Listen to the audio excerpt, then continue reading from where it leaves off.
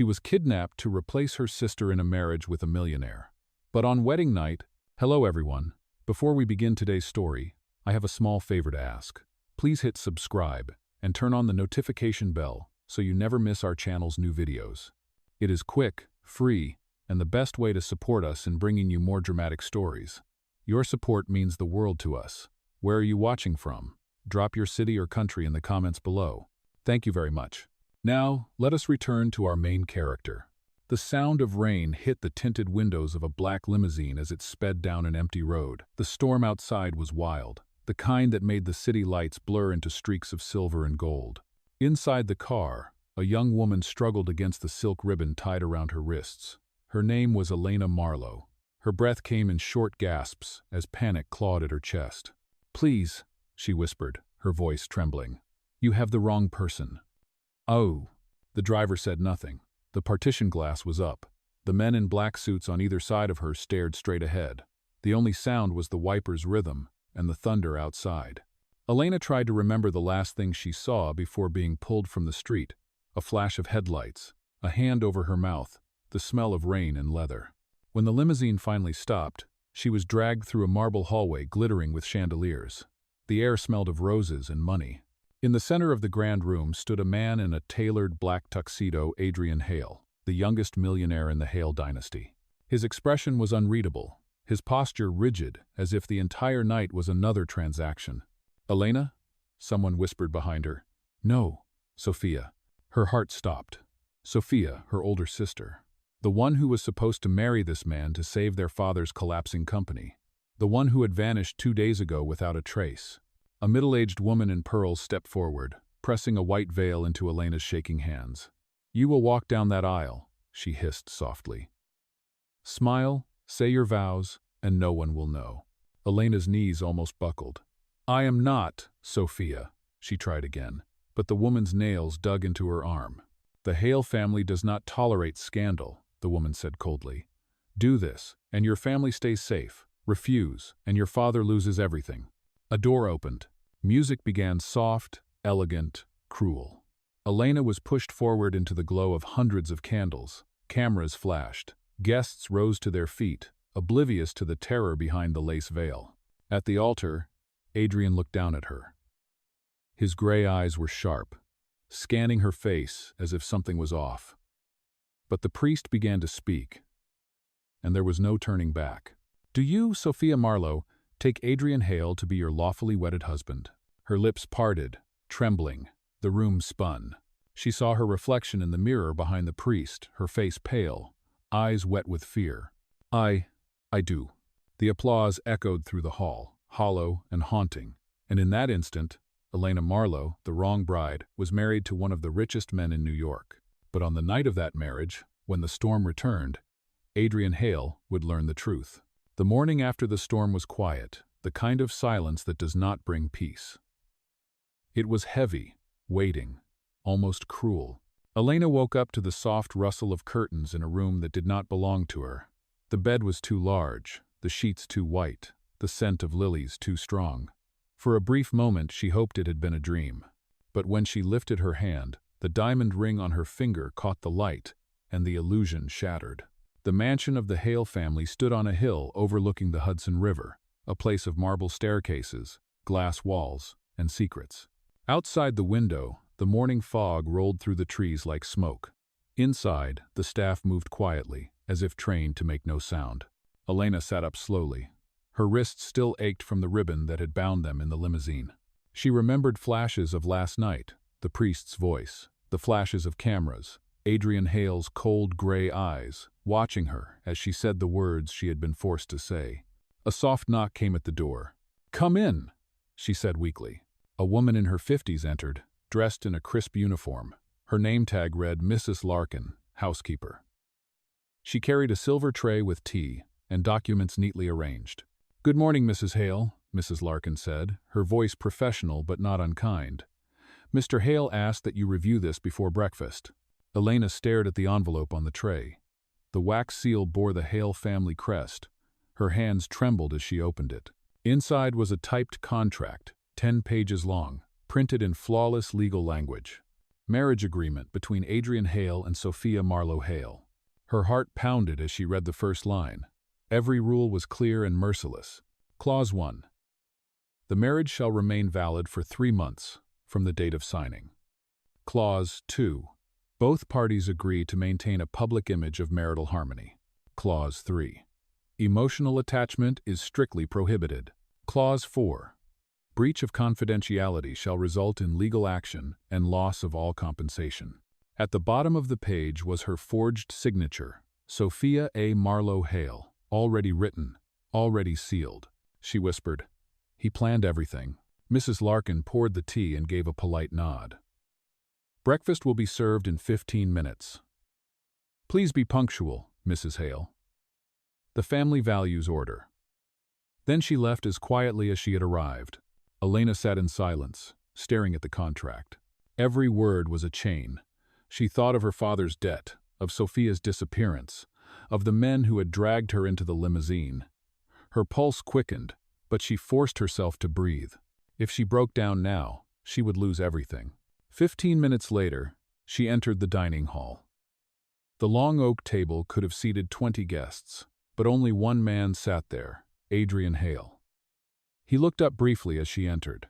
"Good morning," he said, his voice calm, unreadable. "Good morning," she answered, standing awkwardly until he gestured for her to sit. A maid appeared and began serving breakfast, black coffee, eggs, fruit sliced with surgical precision. The silence stretched between them like glass. Adrian spoke first.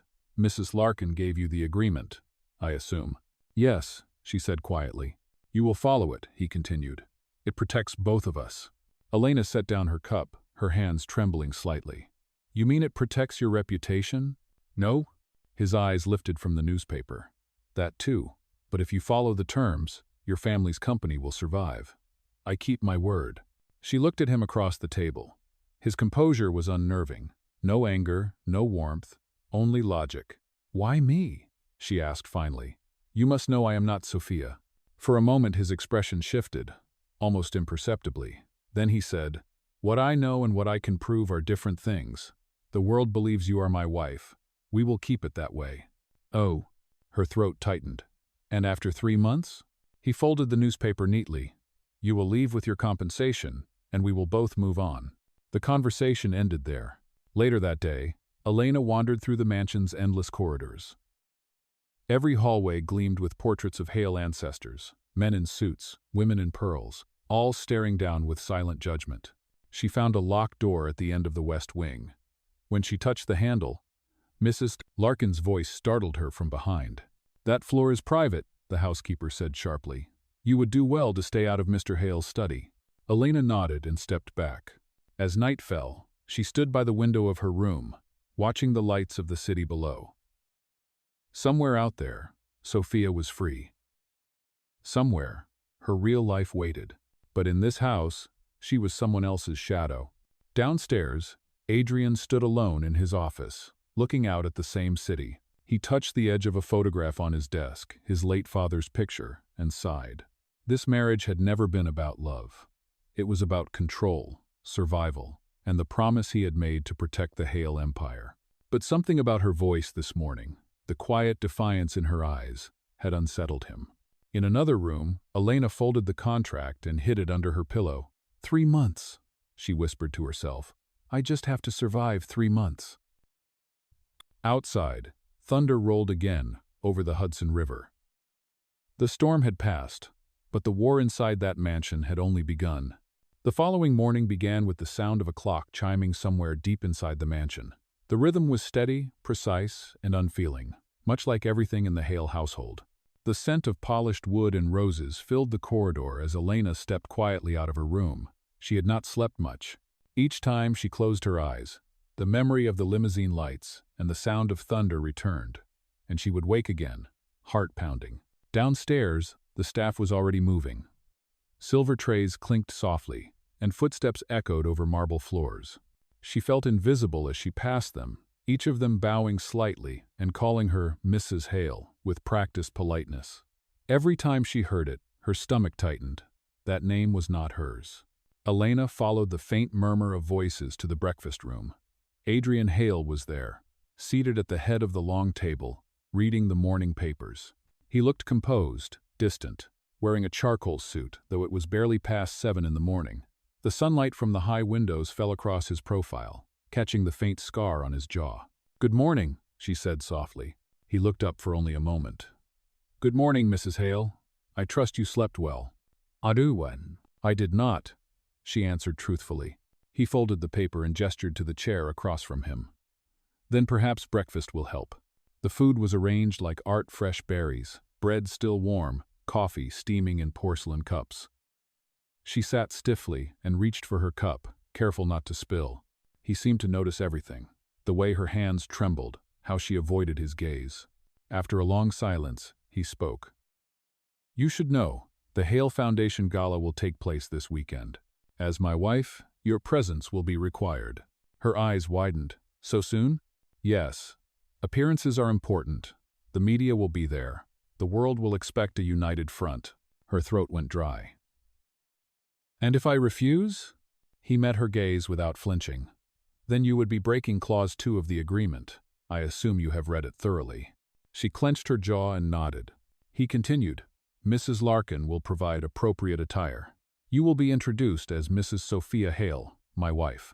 Smile when spoken to. Say little. Let me handle the rest." His tone was polite but firm, as if he were explaining the rules of a business meeting rather than a life he had stolen from her. After breakfast, he left for his office in the city. The moment the front door closed, Elena released the breath she had been holding. The silence that followed was both a relief and a prison. She wandered into the library, drawn by the smell of old paper. Hundreds of books lined the shelves: history, law, business, biographies of powerful men. Near the window, she saw a small collection of family albums. She opened one. The first photograph showed a much younger Adrian with his father, both wearing formal suits, both unsmiling. The caption beneath read, "Hale Enterprises Groundbreaking, Year 2006. The next page showed Adrian standing beside a woman who looked familiar. The same eyes, the same jawline, his late mother, perhaps. The third page made her hands freeze. It was Sophia. Her sister stood beside Adrian at a charity dinner months ago, wearing a silver dress and a smile that now felt like a ghost. Elena's eyes filled with tears. How could Sophia have kept this from her? Had she known the Hales this long? Or had she been trapped too? Mrs. Larkin's voice startled her. "You should not touch those, Mrs. Hale. They are private." Elena closed the album gently. "I was only looking." "Oh, looking can be dangerous in this house," Mrs. Larkin replied quietly. "The less you see, the safer you will be." The word sent a chill through her. That evening, when Adrian returned, he found her in the garden near the fountain. The air was cool, the sky painted in pink and gray. She heard his footsteps, but did not turn. "You have been exploring," he said. She kept her eyes on the fountain. "Is that against the contract too?" "Not yet," he said. There was a hint of amusement in his voice, though his face remained expressionless. "But I would advise you not to wander into rooms you do not understand." She turned then, anger flashing in her eyes. "You talk as if I am a stranger in my own life." "Because you are," he said softly, stepping closer. "You are living a lie, and I am keeping it from falling apart." Her hands tightened at her sides. "You think this lie only costs you? You took everything from me. My name, my freedom, my sister's face." For the first time, he looked shaken. "You think I wanted this?" His voice was low, almost harsh. "This marriage is a cage for both of us, but I built it, so I will bear it." Silence hung between them, thick as the evening air. Finally, he said, "The gala is on Saturday. Try to remember what is at stake." Then he turned and walked away. Elena watched his back disappear into the mansion, her heart beating fast. She hated him, but there was something in his tone, a crack in the armor that made her pause. That night, she stood by the window again, the same spot as the night before. She looked down at the city lights and whispered, "Sophia, wherever you are, please tell me what to do." Behind her, the door creaked open slightly. A shadow paused in the hallway, watching her through the crack. Then the door closed again, and footsteps faded down the hall. Elena never saw it, but Adrian had stood there for a moment, silent, before leaving. Something about her words had stayed with him. In the dark, two prisoners shared the same roof, each bound by a contract neither of them had truly signed. The Hale mansion came alive that Saturday night. Strings of golden lights wound around the marble columns. Crystal chandeliers shimmered above the ballroom, and the hum of violins filled the air. The annual Hale Foundation Gala was not just a charity event. It was a performance of power. Politicians, bankers, and socialites arrived in black cars, cameras flashing as they stepped onto the red carpet. Elena stood at the top of the staircase, her hands pressed against the silk of her gown to stop them from trembling. Mrs. Larkin had overseen every detail: the ivory dress, the pearl earrings, the faint scent of jasmine that clung to her skin. On the surface, she looked like the perfect Mrs. Sophia Hale. But inside, her heartbeat was uneven, her mind spinning with dread. Adrian appeared beside her, calm and composed in his black tuxedo. His presence filled the space effortlessly. "Remember what I told you," he said quietly. "Smile when spoken to. Let me handle the rest." She nodded without looking at him. "I remember." They descended together, the crowd turning as whispers followed them like shadows. "That is the new Mrs. Hale," someone murmured. "She is even more beautiful than the photographs." Elena forced herself to smile. Her lips felt stiff. Every gaze felt like a test she was destined to fail. When they reached the bottom of the stairs, Adrian offered his arm. "You are doing well," he said softly. "Keep going." Servers passed with champagne on silver trays. The band shifted to a softer melody. The speeches began, one after another, voices praising the Hale Foundation for its philanthropy and influence. Adrian spoke briefly about the company's new projects, his tone measured, flawless. To the world, he was the picture of confidence. To her, he was an enigma, cold, yet strangely protective. After the speeches, the ballroom shifted into quiet conversation and dancing. Adrian turned to her. "We should make a few rounds. People will expect introductions." She walked beside him, nodding as he introduced her to donors and investors. Each handshake, each smile felt rehearsed. When someone asked about their honeymoon, she almost choked on her words. Adrian covered smoothly, saying, "We chose to keep it private. Some things are better that way."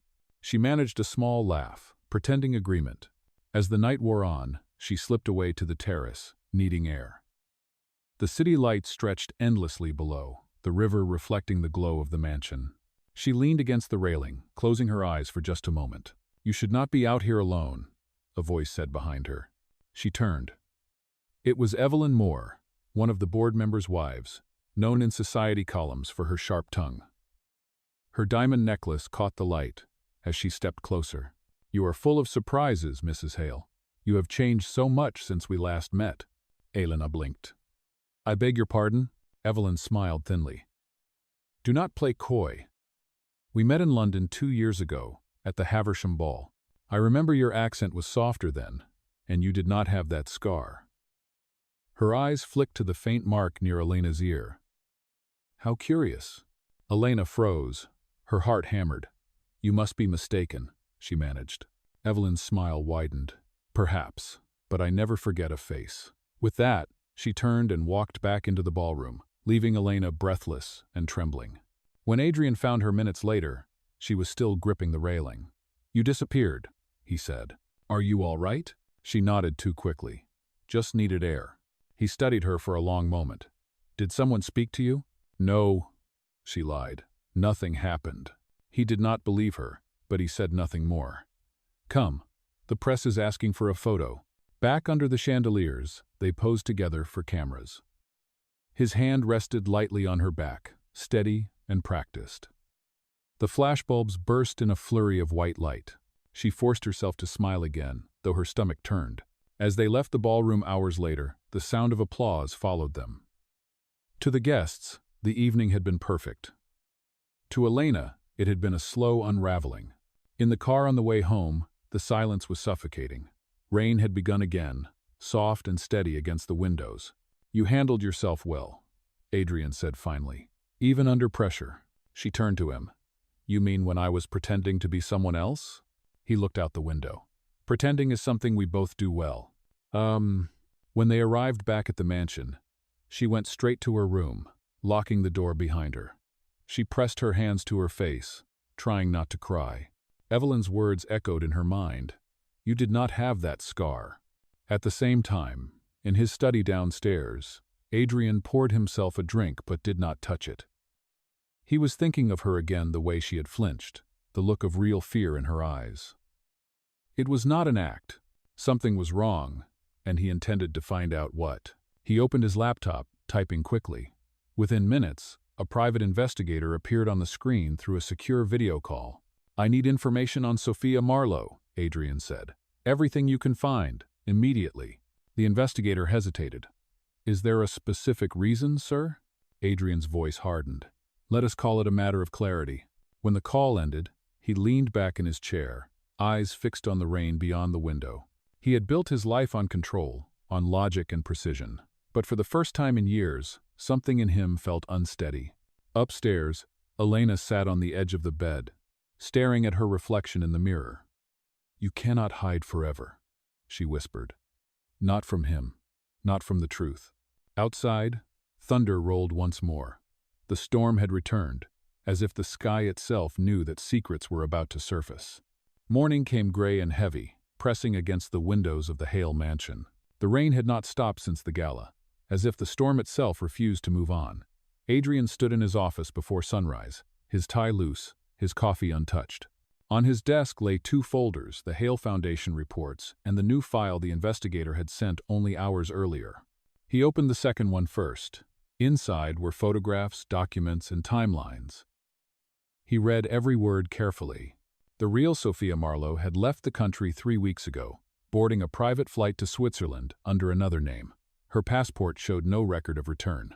There was no mention of a marriage license, no signed consent. What caught his attention most was a photograph taken at an airport. Beside Sophia stood another woman slightly shorter, her hair darker, but unmistakably similar. The caption read, Elena Marlowe, twin sister, registered nurse, residence, unknown. Adrian closed the folder slowly, his mind piecing together the impossible truth. The woman sleeping upstairs in his mansion was not the bride he had agreed to marry. She was the sister, the one who had been taken instead. Down the hall, Elena woke to the sound of thunder. The storm had followed her dreams. She sat up, clutching the sheet against her chest, her breath uneven. The memory of Evelyn's words at the gala would not leave her. Every look, every whisper now felt like a threat. She dressed quickly and stepped out into the corridor. Mrs. Larkin appeared almost instantly, as if the house itself had eyes. Good morning, Mrs. Hale, she said, her tone even. Mr. Hale is waiting for you in the study. Elena's pulse jumped. Did he say why? No, ma'am, but I would not keep him waiting. The study door was open when she arrived. Adrian stood by the window, hands in his pockets, his back to her. He did not turn when she entered. You wanted to see me? She asked softly. He looked over his shoulder, his expression unreadable. Close the door, please. She did. For a moment, there was only silence. Then he said, Tell me something, Mrs. Hale. Do you believe in truth? She frowned. I am not sure I understand. He turned fully now, holding a single photograph between his fingers. Perhaps this will help. She stepped closer, her breath catching as she recognized the image herself, standing beside Sophia at their small apartment 2 years ago. Her hair was tied back, her smile unguarded. The picture had been taken long before the lies began. Her voice shook. Where did you get that? Does it matter? He asked quietly. What matters is that you are not Sophia. The air in the room seemed to disappear. She opened her mouth, but no words came out. He continued, his tone controlled but sharp. I had you investigated after the gala. You have a medical degree, not a business one. You volunteered at a clinic. You lived in Brooklyn under your real name. And you were taken from the street the night before the wedding. She felt her knees weaken. You knew? I do now. He set the photograph down carefully. What I do not know is why you stayed silent. Tears burned behind her eyes. Because I had no choice. They said my father would lose everything if I refused. They said no one would believe me if I spoke. Adrian's voice softened slightly. Who are they? The men who work for your family, she whispered. And a woman named Margaret Hale. She said you would never notice the difference. He exhaled slowly, turning back toward the window. The rain streaked down the glass like falling threads of silver. "My stepmother," he said under his breath. "Of course." Elena took a hesitant step forward. "I swear I never wanted any of this. I just wanted to protect my father." He faced her again. "And what about me? You let me stand before hundreds of people and swear vows to a lie." "I did not let you," she said, her voice breaking. "I was forced. You do not know what fear feels like when someone holds your life in their hands." For a long moment, neither of them spoke. The only sound was the storm outside. Finally, Adrian said quietly, "I believe you." She blinked. "You do?" "Yes. Because you are a terrible liar." His voice held a trace of dry irony, but his eyes had softened. "And because I saw the look on your face that night, you were terrified." Her tears finally fell.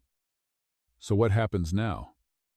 He picked up the contract from his desk, the one she had hidden beneath her pillow days before. "Now, Mrs. Marlowe," he said, deliberately using her real name, "we find out who orchestrated this." "You mean your family?" she whispered. "I mean whoever thought they could control mine," he replied firmly. The tension in the room shifted less like a confrontation, more like an uneasy alliance. He handed her the photograph. "Keep this. You may need it."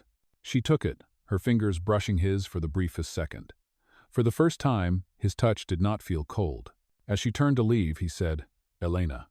She stopped at the door.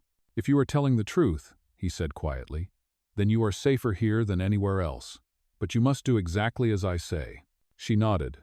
"I understand." When she left, Adrian stood alone again, staring at the rain.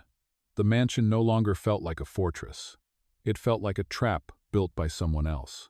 And for the first time, the man who had everything began to realize how much he had been deceived. Upstairs, Elena sat on the edge of her bed, holding the photograph close. For the first time in weeks, she felt something close to hope, but also fear. Because truth, once uncovered, never stays quiet for long. The days after the confrontation moved, like a slow current, steady, heavy, and full of silence. The Hale mansion seemed quieter than ever. Even the staff spoke in softer tones, as if the walls themselves were listening. Elena spent most of her time in the library, away from the echo of polished hallways and suspicious glances. Adrian had not spoken much since the night he discovered her identity. Their conversations were brief, formal, and carefully polite. He had not dismissed her, but he had not forgiven her either. Still, something had changed. There was no longer hostility in his eyes, only thought measured and searching. On the 7th morning after the storm, Elena woke to sunlight for the first time in weeks. The rain had finally stopped, leaving the sky pale and clean. She stepped out into the garden barefoot, feeling the cool marble under her feet. The roses were blooming again, drops of water glimmering like glass on their petals. She did not hear Adrian at first. His voice came from behind her, quiet but close. "Mrs. Marlowe." "No, Elena," he corrected himself. "You should wear shoes out here. The stones are cold." She turned, startled. He was dressed simply for once. No tie, no jacket, just a white shirt rolled at the sleeves. For the first time, he looked less like a millionaire and more like a man. "I wanted to see the garden," she said softly. "It is the only place that feels real."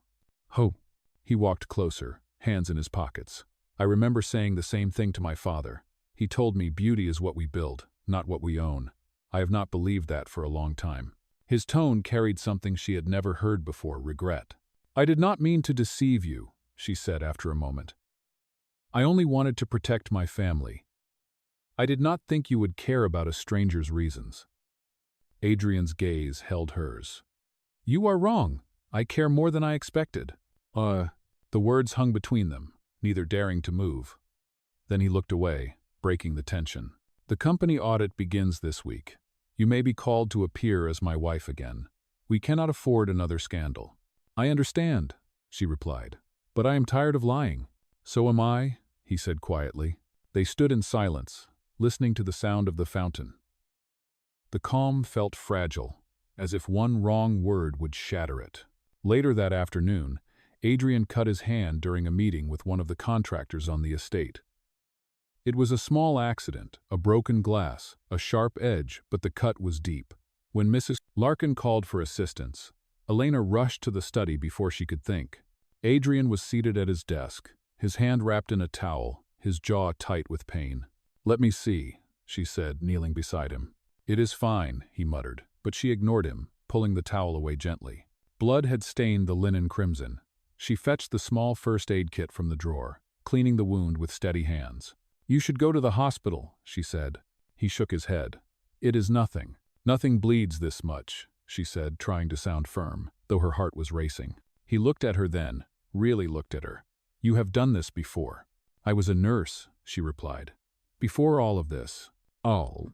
Her fingers trembled as she applied the bandage, but she kept her voice even. "Hold still." He obeyed, his eyes never leaving her face.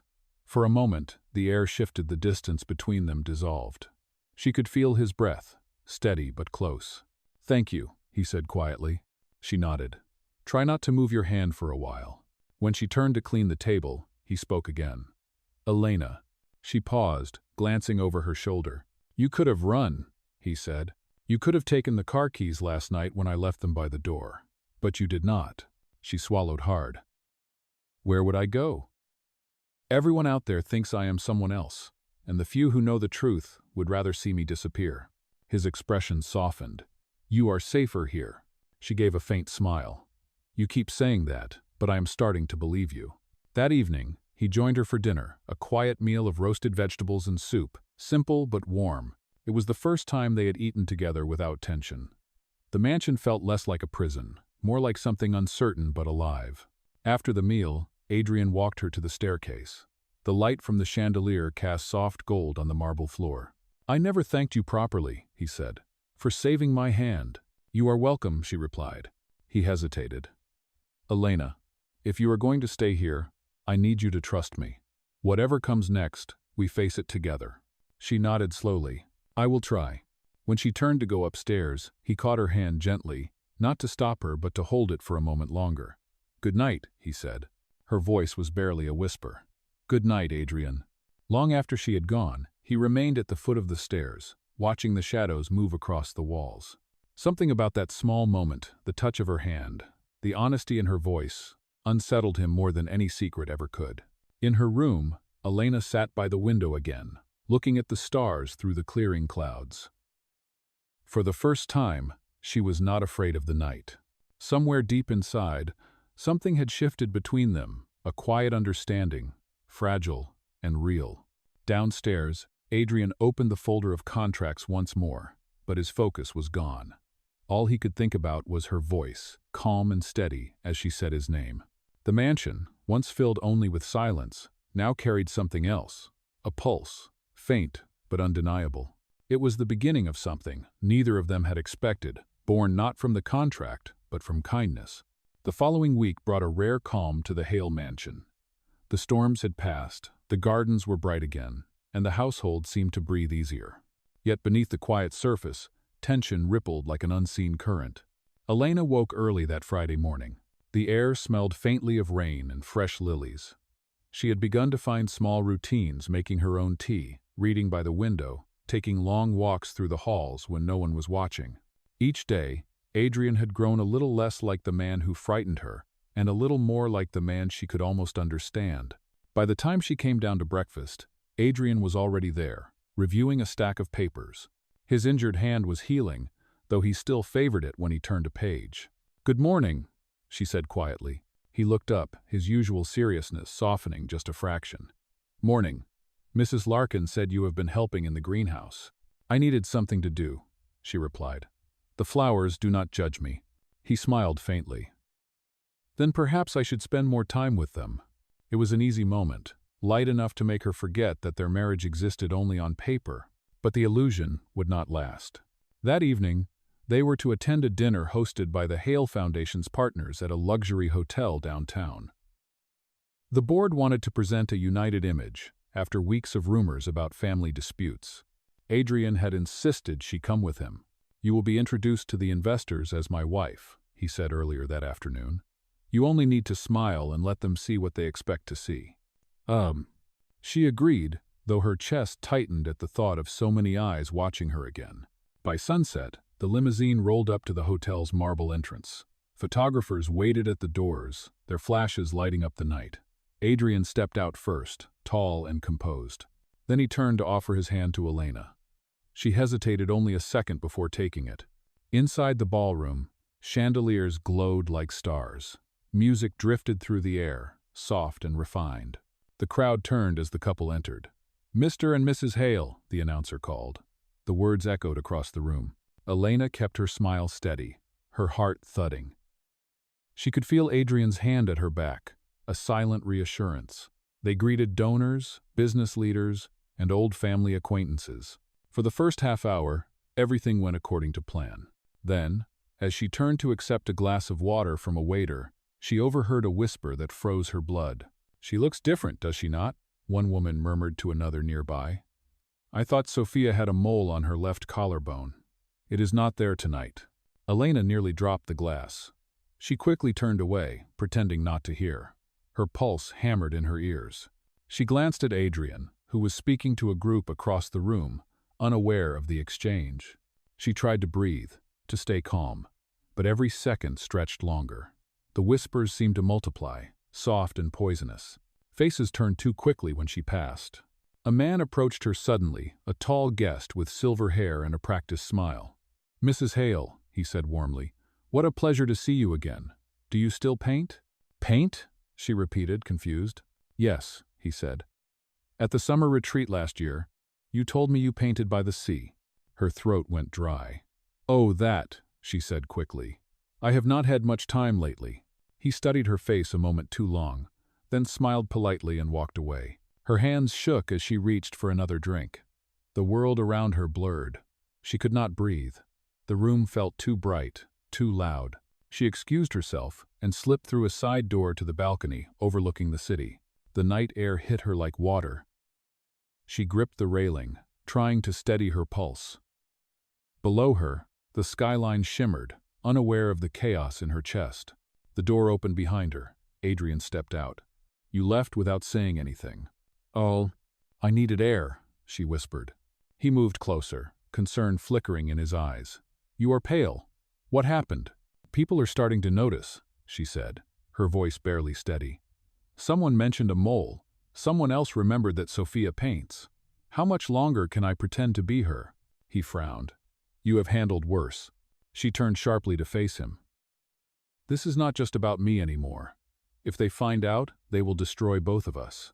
For a long moment, neither spoke. The sound of distant traffic filled the silence. Then he said quietly, "If anyone threatens you, they answer to me." Her eyes met his.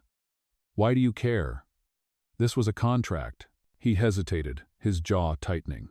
"It was, until I started forgetting that." The words hung in the air between them, raw and unguarded.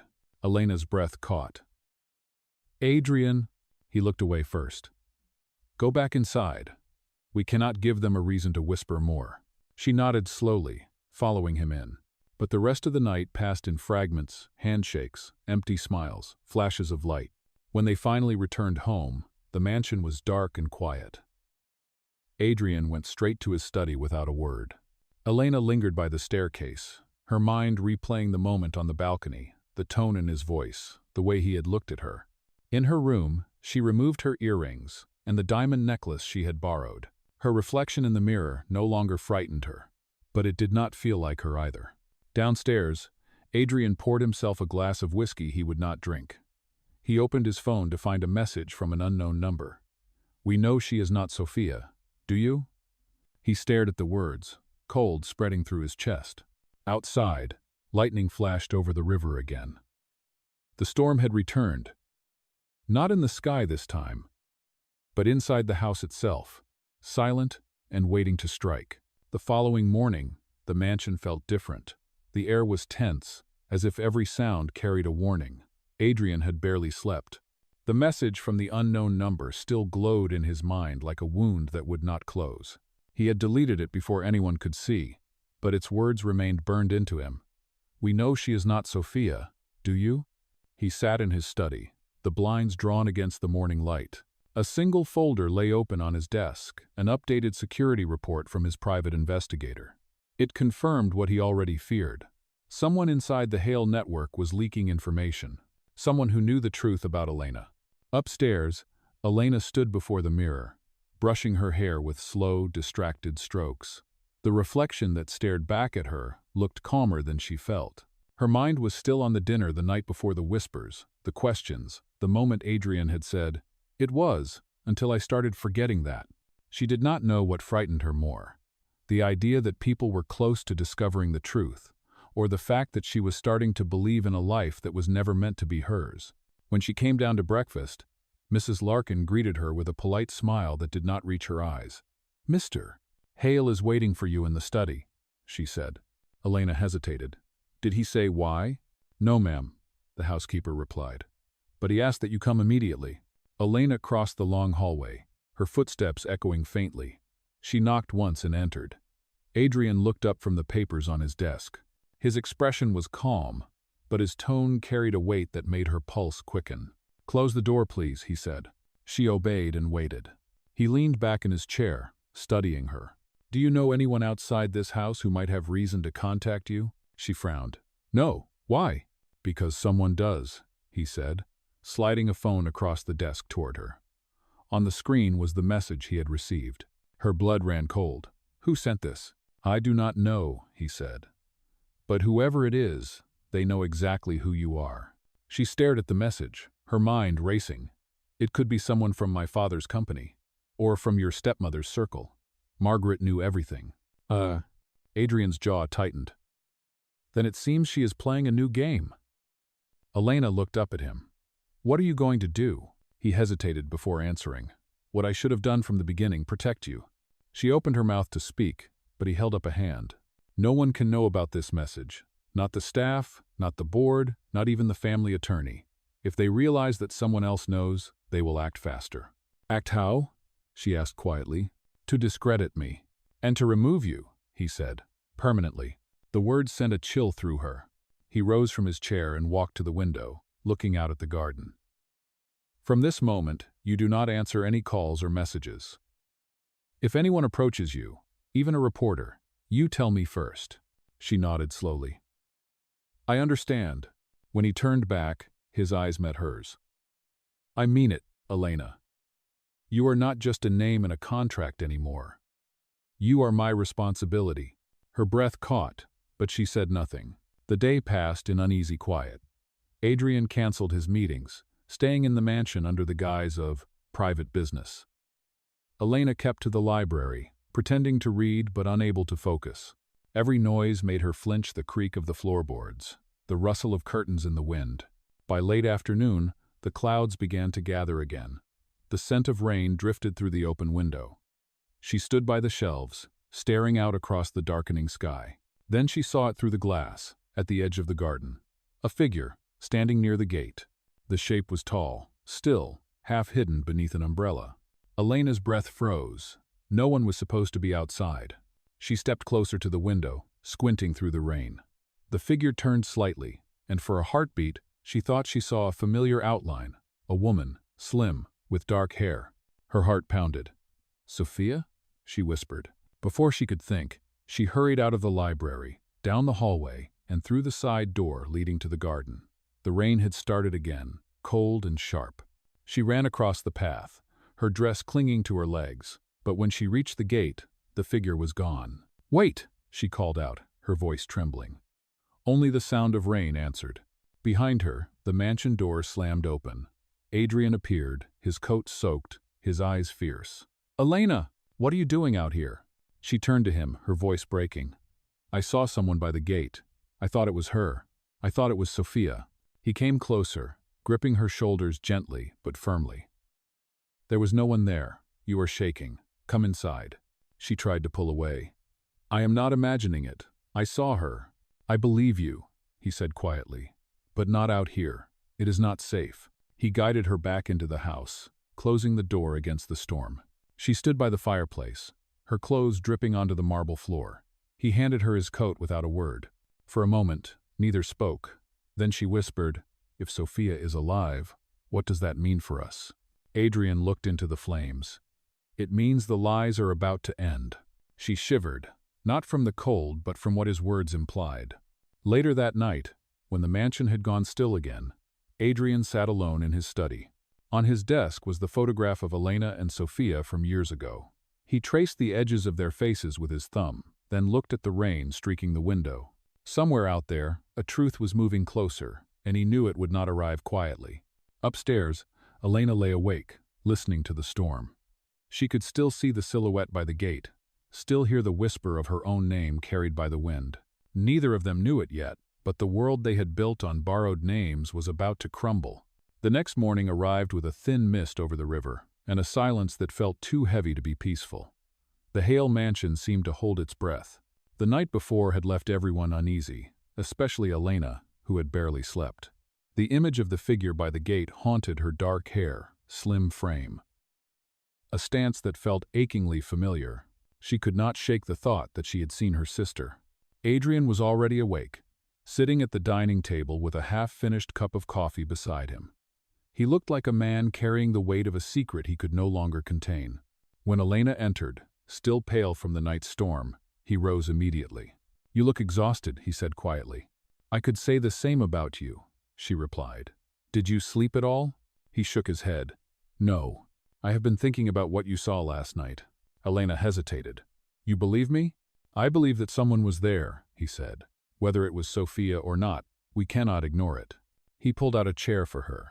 On the table were two photographs, one of the mansion's security footage from the previous night, and another of the same garden path taken from a distance.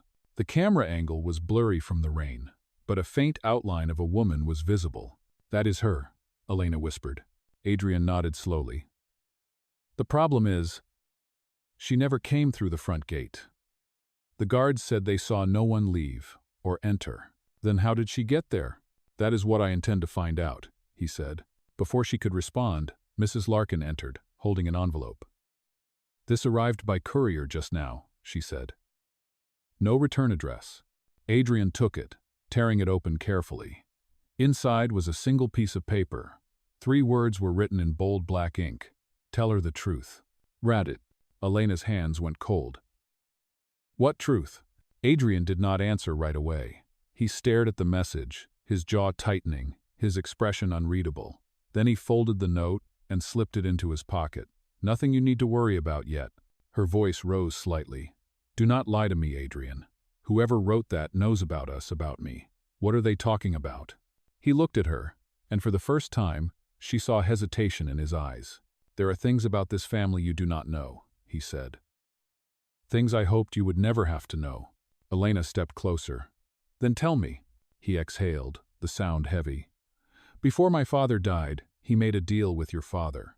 It was not only about business, it was about reputation. The Hales needed to merge with a company that had no scandal attached, and your father needed protection from his creditors.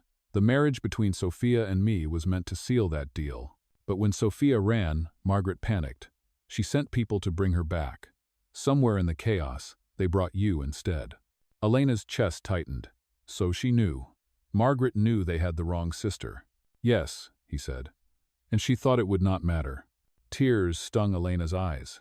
"She ruined everything. My life, Sophia's, yours." Adrian's voice softened.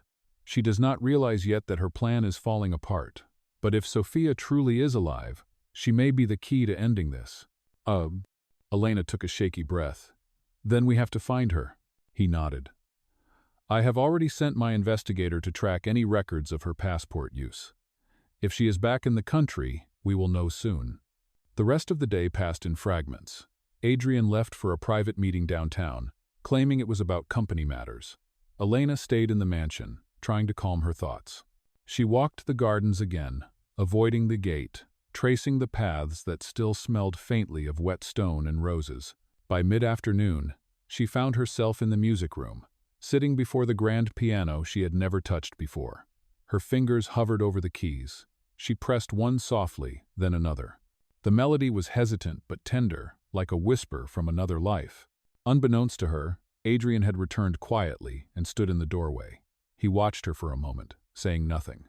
When she finally noticed him, she stopped playing, embarrassed. "I did not mean to intrude," she said. "Do not stop," he said. "That was beautiful." She smiled faintly. "It is the only thing that used to calm me when I was a child. Sophia would hum along and tell me I should play for people someday." His gaze softened. Maybe you still should. She met his eyes. You sound like someone who misses music. He gave a small, tired smile. I used to play the violin. My father said it distracted me from work. I suppose he was right. After he died, I never touched it again. I'll quote, "The silence that followed was gentle, not tense.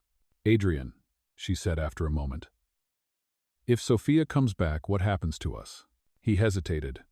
"We will deal with that when it comes. But what if she wants her life back?" He looked down at his bandaged hand, flexing it slowly. "Then I will give her what she is owed. But what we have built here, Elena, whatever it is, cannot be erased." Her voice trembled. "What have we built?" He looked at her for a long time, then said quietly, "Something I did not expect to want." Before either could say more, Mrs. Larkin entered again, her face pale. "Mr. Hale, you should see this," she said, handing him a tablet. Adrian glanced at the screen and froze. A video was playing on a news site. The headline read, "Anonymous source claims Hale marriage is a fraud." No, the clip showed a blurred photo of Elena at the gala, alongside documents that looked disturbingly real: marriage contracts, passport copies, and a voice recording that said, "The woman in the Hale mansion is not Sophia Marlowe." Elena's hand flew to her mouth. "Oh no." Adrian's expression turned to steel. "They moved faster than I expected." The screen reflected in his eyes, cold and sharp. "Whoever started this is not after the truth. They are after us." Outside, thunder rumbled again in the distance. The storm was coming back, and this time, it was not only in the sky, it was in every secret the Hales had tried to bury. The morning after the news broke was unlike any other the Hale mansion had seen. Reporters crowded at the gates, their cameras flashing like lightning, their voices overlapping in a storm of questions. The private world Adrian had built was crumbling, and no amount of money or influence could silence the noise outside. Elena stood by the window in her room, her hands clasped tightly together. She could see the flashes through the mist, the movement of people trying to peer beyond the walls. Her face was pale, but her eyes were dry. Fear had drained her of tears. Downstairs, Adrian spoke with his attorney over a secure call. His voice was calm, but every word carried strain. "I want every copy of that video removed. File a temporary injunction if you must. Find out which outlet received the leak and who their source is." The attorney's reply came through the speaker. "We are working on it, sir. But the clip has already been shared across several platforms. It will not be easy to contain." Adrian's jaw tightened. "Then make it expensive for them to keep it online." He ended the call and leaned against the desk, running a hand over his face. The house felt smaller now, the walls pressing in, the weight of his family's secrets finally crushing the air around him. Mrs. Larkin entered quietly, her hands folded. "The board has called for an emergency meeting, Mr. Hale. They want to discuss the potential fallout." "I expected that," he said, glancing toward the stairs. "Where is she?" "In her room, sir." "She has not eaten." Adrian nodded.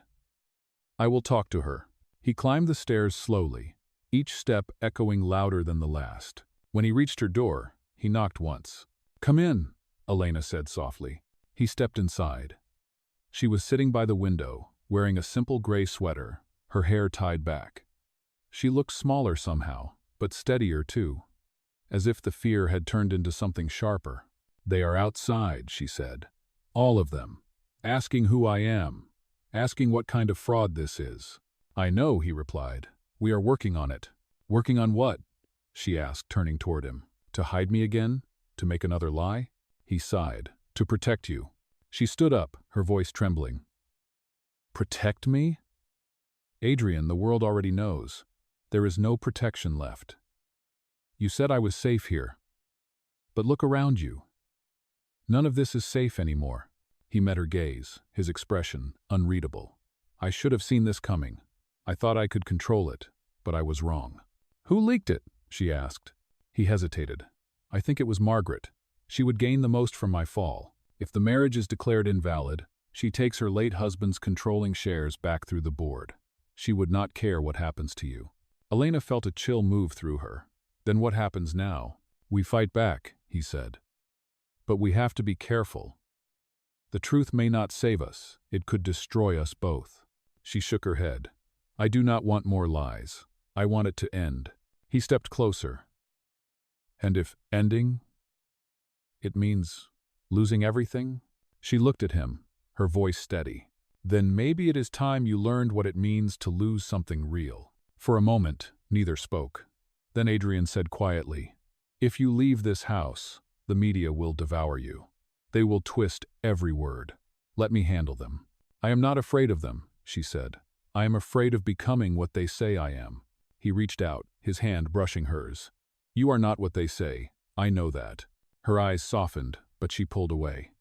Then let me prove it. Oh. Later that day, Adrian gathered his security team. Double the guards. No one enters without clearance. If anyone from the press tries to speak with her, they answer to me first. One of the guards nodded. Understood, sir. When the meeting ended, Adrian returned to his office. He stared at the framed photo of his father on the wall, the man whose empire had created all of this chaos.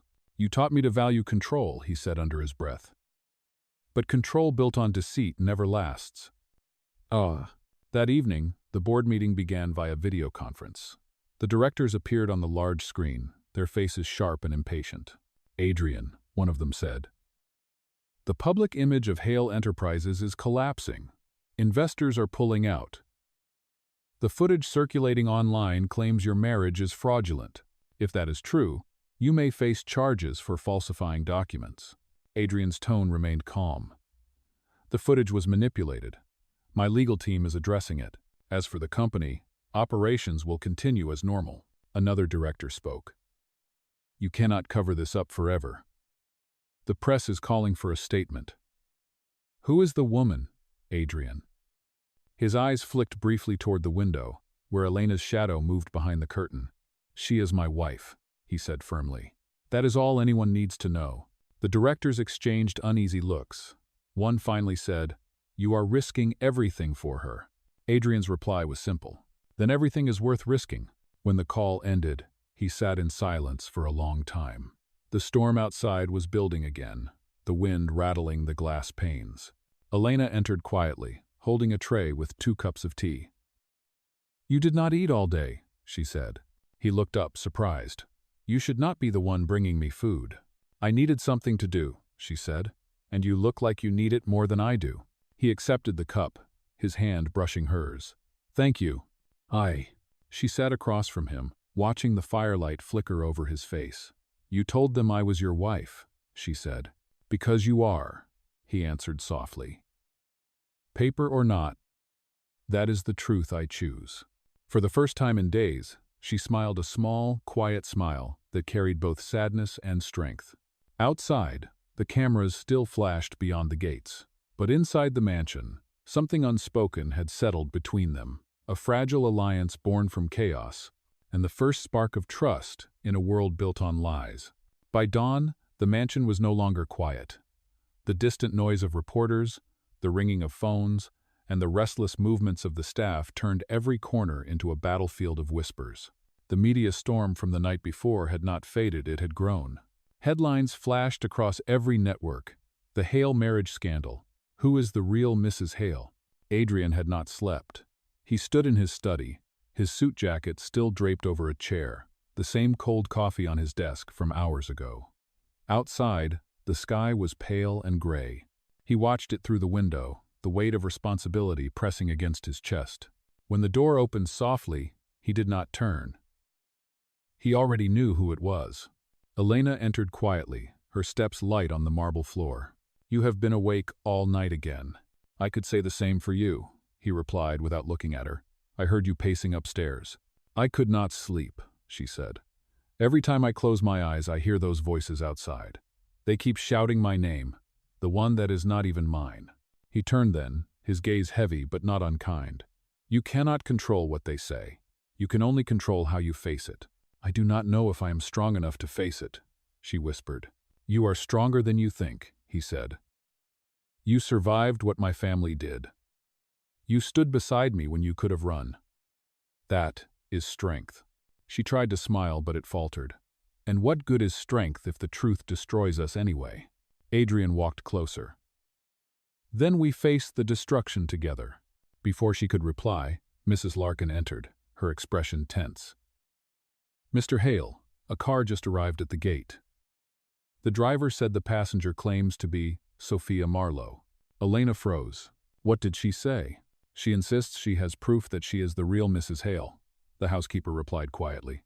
For a moment, neither Adrian nor Elena spoke. Then Adrian straightened, his expression unreadable. "Let her in," he said. "Are you sure?" Mrs. Larkin asked. "Yes," he said firmly. "If this is really Sophia, running will only make things worse." Minutes later, the heavy doors of the mansion opened. The guards led a woman into the grand hall. She wore a dark coat, her hair pulled back, her face pale from travel, but there was no mistaking her. Elena's breath caught. "Sophia," her sister looked at her, eyes wide with disbelief. "Elena," she whispered, "what have they done to you?" The sound of her voice shattered the silence. The two women stood facing each other, mirror images split by circumstance, one forged in guilt, the other in fear. Adrian stepped forward. "You are Sophia Marlowe?" "Yes," she said, her tone steady now. "And you are the man who married my sister in my place."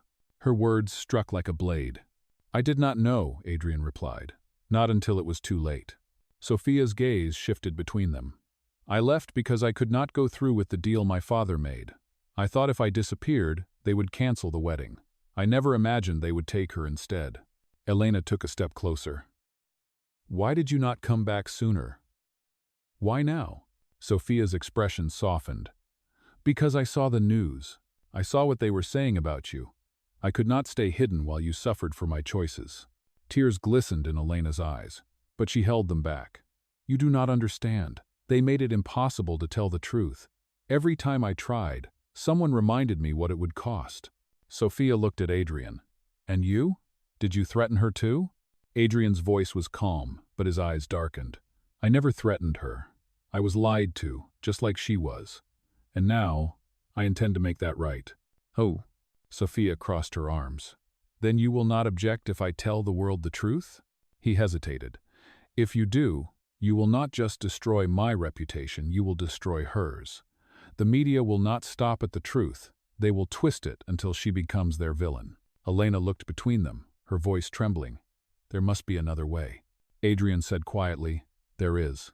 But it means confronting the people who started this." Sophia frowned. "Margaret," he nodded. "She engineered everything, the deal, the deception, even the leak. And she will not stop until she has complete control of the Hale company." Sophia's tone turned fierce. "Then let us stop her." Adrian studied both sisters. "If we do this, there is no turning back. The world will see everything, the deals, the contracts, the lies. It could ruin all of us." Elena looked up at him. "Truth always ruins before it frees." There was silence. Then Adrian said, "Very well, we do it together." Hours later, the three of them gathered in the study. Documents were spread across the desk, contracts, emails, and copies of the forged marriage agreement. Adrian's investigator joined them by video call, presenting the evidence of Margaret's actions. "Everything leads back to her," the investigator said. "The anonymous leak came from an offshore account traced to one of her shell companies. She wanted to push you into a scandal so she could claim the board's emergency authority." Sophia's jaw tightened. "She underestimated us." Adrian nodded. "Tomorrow morning, we call a press conference. We tell the truth before she can twist it again." Elena's voice was soft but firm. "If the world is going to see me, I want them to see who I really am." As the rain began again outside, the three of them stood together, the man who had been deceived, the woman who had been stolen, and the sister who had returned to set things right. For the first time, the Hale mansion did not feel like a place of power. It felt like a stage, and the curtain was finally about to rise. Adrian looked at the sisters and said, "Tomorrow, we stop running." Outside, thunder echoed across the river, as if the sky itself knew the truth was coming, and nothing could silence it now. Morning arrived cold and clear, the first sunlight in days spilling through the glass walls of the Hale mansion. For the first time, the air inside was not filled with whispers but with purpose. The decision had been made. The truth would be revealed to the public. There would be no more lies, no more pretending. Elena stood in front of the mirror in her room, brushing her hair slowly. Her reflection no longer frightened her. She looked pale but steady, her eyes calm in a way that came only after exhaustion had burned through every fear. Downstairs, she could hear Adrian speaking with his legal team, preparing the statement that would expose everything Margaret Hale had done. Sophia was in the next room, reviewing the documents one last time.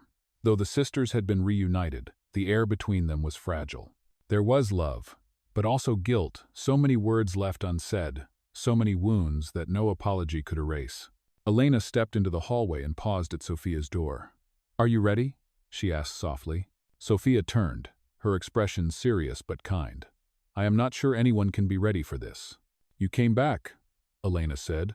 "That is enough." Sophia smiled faintly. "You were always the brave one." Elena shook her head. "No, I was just the one who stayed." Downstairs, Adrian stood by the fireplace, his tie loosened, his jaw tight. When the sisters entered, he looked up. "The press will arrive in 2 hours," he said. "Once we go public, there is no taking it back." Sophia stepped forward. "Good. I have lived with silence long enough." Elena took a deep breath. "And Margaret?" "She is on her way here," Adrian replied. "She demanded to see me before the conference. I thought it would be better if we faced her together." The mention of Margaret's name sent a cold current through the room. She had been the invisible architect of their pain, elegant, powerful, ruthless. And now, for the first time, she would have to face the truth she had built her empire on. A sharp knock echoed through the foyer. Mrs. Larkin appeared, her face pale. "She is here," she said. Margaret Hale entered like a shadow wearing perfume. Her heels clicked against the marble floor, her pearls gleamed, and her smile was as polished as ever. "Adrian," she said, her voice smooth. "I see you have gathered your little audience." Adrian met her gaze evenly. "This is not a game, Margaret. You will answer for what you have done." Margaret's eyes swept the room, landing on Elena and Sophia. "So, the twins together again," she said softly. "How poetic. I suppose one of you still remembers gratitude. Without me, your father's company would have been buried years ago." Sophia's voice was sharp. "You call kidnapping my sister gratitude?" Margaret arched an eyebrow. "Big words, dear. No one forced her to stay. She could have told the truth at any time." Elena stepped forward, her voice steady. "You threatened my father. You said if I spoke, he would lose everything." Margaret smiled thinly. "And yet, here you are, alive, married, well-dressed.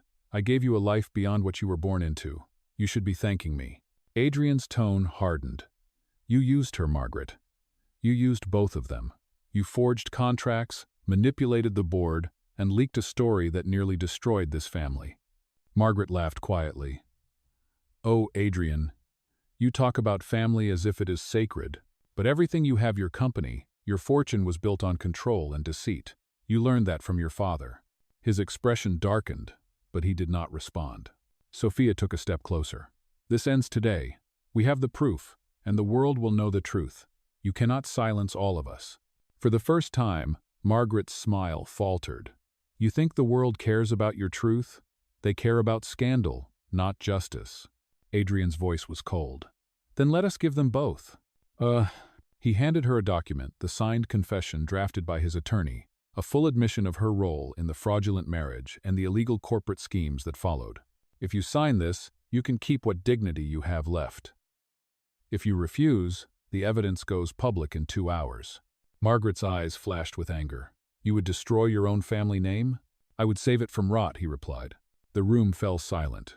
The clock on the wall ticked loudly, marking each second. Finally, Margaret reached for the pen, her fingers trembling slightly. She signed her name with a flourish, then set the pen down. "You think this makes you righteous? The world will still devour you." "And her." She nodded toward Elena. Elena met her gaze without fear. "Maybe, but at least I will not live in your shadow anymore." Margaret turned sharply and walked out, her perfume lingering long after the door closed. For a moment, no one moved. Then Sophia exhaled shakily. "It is over." Adrian shook his head. "Not yet. The confession is only the first step. The press will want more." Elena looked at him.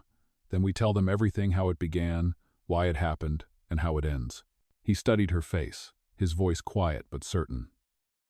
Together then, the three of them stood by the tall windows as the sunlight shifted across the floor. Outside, cameras were already gathering at the gates, waiting for the story that would change everything. Sophia reached for Elena's hand, and Adrian joined them. Their reflections in the glass looked almost peaceful, a strange family born from lies, now standing on the edge of truth. The storm was still coming, but this time, none of them would run. The morning of the press conference began under a sky the color of steel. The wind off the Hudson River carried a chill that hinted at rain, but inside the Hale mansion, the air was still and heavy. The long tables in the main hall had been cleared to make space for cameras and microphones. Dozens of reporters waited beyond the iron gates, their voices humming like static. Adrian stood near the window, in a tailored gray suit. His expression calm, but unreadable. Every movement around him, the staff preparing seats, the legal team whispering in the corner, the security guards pacing by the door felt distant, almost silent. He had spent his entire life controlling how the world saw him. Today, he would have to surrender that control. Elena entered the room quietly. She wore a simple ivory dress, her hair loose, her face pale but serene. The past weeks had aged her, but they had also sharpened her courage. When Adrian turned, he saw not the frightened woman who had been dragged into his life, but someone who had found her own strength in the ruins of it. "Are you ready?" he asked. "No," she said honestly, "but I am not running anymore." He gave a faint nod. "That makes two of us." Sophia appeared next, dressed in dark blue. Standing beside her sister, she looked like a reflection from another life, two faces that shared one story. When they met Adrian's gaze, the air between them filled with quiet understanding. The doors opened. The sound of reporters and clicking cameras poured into the hall like a wave. Lights flared, microphones rose, and questions began even before anyone spoke. "Mr. Hale, is it true your marriage was fraudulent?" "Mrs. Hale, which sister are you? Are the rumors about corporate manipulation true?" Adrian lifted a hand, and the noise subsided. He stepped to the podium. "Thank you all for coming. I will not hide from the truth any longer. The story you have heard contains lies, but those lies began long before my wife ever entered this house." He paused, letting his voice steady. "Several months ago, a woman named Sophia Marlowe was meant to marry me under a business agreement arranged by our families. When she disappeared, my stepmother, Margaret Hale, orchestrated her replacement. The woman beside me today, Elena Marlowe, was taken against her will and forced into that marriage." A murmur swept through the crowd. Cameras flashed faster. Adrian continued. "For weeks, she lived under that lie, not for wealth or gain, but to protect her family from the consequences of our deception. The truth is painful, but it belongs to her as much as it does to me." "Oh." He stepped aside, giving Elena the podium. She hesitated only a second before facing the crowd. "My name is Elena Marlowe," she said clearly. "I did not come here to hide anymore. What happened to me was not a fairy tale. It was fear, and it was silence. I stayed because I believed speaking up would destroy everyone I cared about. But silence destroys too." Her voice trembled, but she went on. "Adrian did not know who I was at first. He discovered the truth and chose to protect me instead of punishing me. That is why I am standing here now, not as a victim, but as someone who finally has her voice back." Sophia stepped forward, her tone firm. "And I am Sophia Marlowe, the woman who ran from that arrangement. I thought leaving would save us. I was wrong. It only gave power to the people who used our silence. My sister's courage brought me home, and now it is my turn to tell the truth." The sisters stood side by side as cameras flashed around them. Behind them, Adrian remained still, his face a mix of pride and gravity. One reporter called out, "Mr. Hale, what happens to your company after this admission?" Adrian met the question head-on. "The board will meet this evening to determine whether I remain in control. But I would rather lose my position than continue building success on deceit." "Our," another voice shouted. "What will happen to Margaret Hale?" Adrian's tone hardened. "She has confessed to her involvement and will face legal investigation. Whatever happens next will be in the hands of the law." As the conference drew to a close, the tension in the room shifted. The reporters were still murmuring, but the tone was no longer purely scandal. It was curiosity, even a kind of reluctant respect. The story had changed shape before their eyes. When the last camera light dimmed, Adrian turned to the sisters. "You both did well," he said quietly. Elena let out a shaky breath. "I thought my legs would give out." "They did not," he said, almost smiling. "You stood taller than anyone else in the room." Sophia looked at them both. "The world will not forgive easily." "Then we will not ask it to," Adrian replied. "We will move forward without their permission." As the crowd dispersed and the noise faded, rain began to fall outside again, soft at first, then heavier, washing the streets clean. The three of them stood by the tall windows, watching the reflection of raindrops against glass. Elena spoke softly, almost to herself. "The truth is out. Does that mean we are free now?" Adrian looked at her. "Freedom is not what comes after truth. It is what you take back when you stop hiding." Sophia smiled faintly. "Then, I think we finally took it back." Oh. For the first time in months, the air inside the Hale mansion felt alive, not haunted, not silent, but breathing again. Outside, the cameras packed away, the lights dimmed, and the rain carried the last fragments of deception away down the stone steps. Inside, three lives, once divided by lies, stood together at last, not as enemies or strangers, but as people who had chosen to face the cost of truth together. By the next morning, the world outside the Hale mansion had changed again. The scandal that once threatened to destroy them had become a headline of redemption. The press now called it the confession that shook the city. Some people accused them of orchestrating the event for sympathy. Others saw courage where there had once been deceit. But for those inside the mansion, it was not about public opinion anymore. It was about breathing without fear. Elena woke early, sunlight spilling through the curtains. The sky was clear, washed clean by the night's rain. The air smelled of wet earth and new beginnings. She stood by the window, watching the garden below, where the roses had begun to bloom again. For the first time in months, she did not feel trapped by the walls around her. Downstairs, Adrian sat in the library, reading the morning papers spread across the table. The photographs from the press conference covered every front page, his face beside Elena's.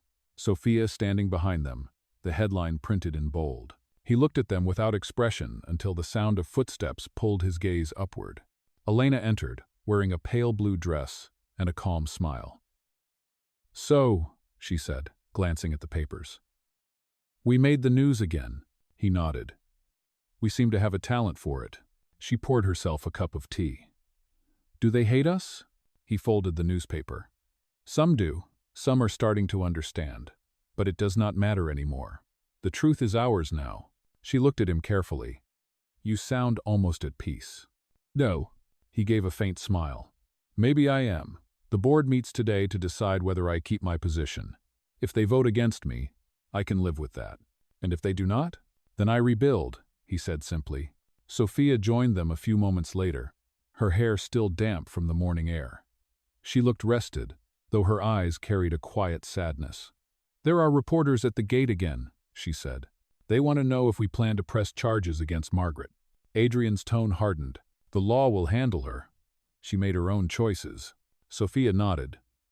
"And now we make ours." The three of them sat together, an unlikely family forged from chaos. The silence between them was not awkward anymore. It was steady, full of the weight of what they had survived. Later that afternoon, Adrian left for the board meeting. The black car rolled down the long driveway, disappearing through the gate, leaving Elena and Sophia standing by the window. "Do you think they will let him stay?" Sophia asked. Elena hesitated. "I hope they do. But even if they do not, he will be all right. He is not the same man he was when this began." Sophia smiled faintly. "And neither are you." Hours passed. The house was quiet except for the ticking of the clock and the distant hum of the city. When the sound of the car finally returned, Elena's heart leapt. She met Adrian at the door. "Well?" she asked. He stepped inside, rein on his shoulders, and handed her his jacket.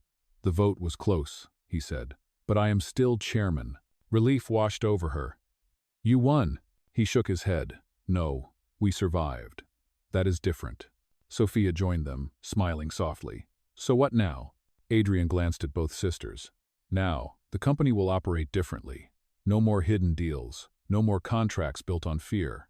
And as for us, he paused, his gaze landing on Elena. You deserve a life beyond these walls. Oh, Elena looked down. I do not know what that means anymore. It means choice, he said gently. Something neither of us had when this began. That evening, as the city lights came on, Adrian took Elena and Sophia to the rooftop terrace overlooking the river. The air was cool, the skyline glowing gold and silver against the water. The chaos below felt distant, almost unreal. Sophia leaned against the railing. Do you remember when we used to dream about escaping the city? She said to Elena. We wanted something simple, a small apartment, a quiet life. Elena smiled.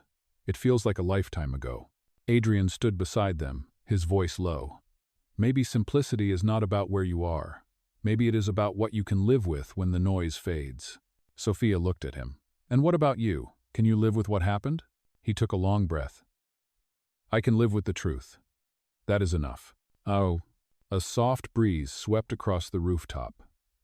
The world below continued as if nothing extraordinary had happened, yet everything had changed. As the sisters spoke quietly together, Adrian stepped a few paces away, watching the skyline.